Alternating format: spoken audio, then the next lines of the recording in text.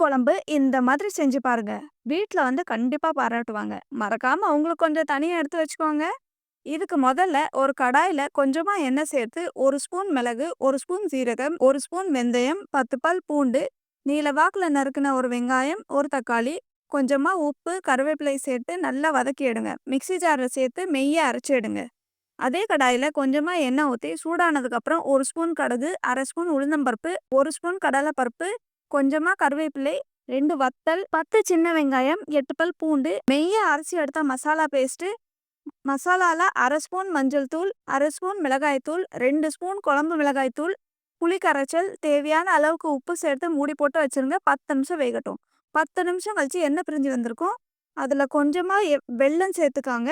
சூப்பரான பூண்டு குழம்பு ரெடி. சுட சுட சாதம், இந்த பூண்டு குழம்பு, அப்பளம் எல்லாம் சேர்த்து வச்சு சாப்பிட்டா அடிப்பொலி டேஸ்டா இருக்கும். உங்க வீட்லயும் இந்த ரெசிபியை ட்ரை பண்ணி பார்த்துட்டு எப்படி இருக்குன்னு சொல்லுங்க.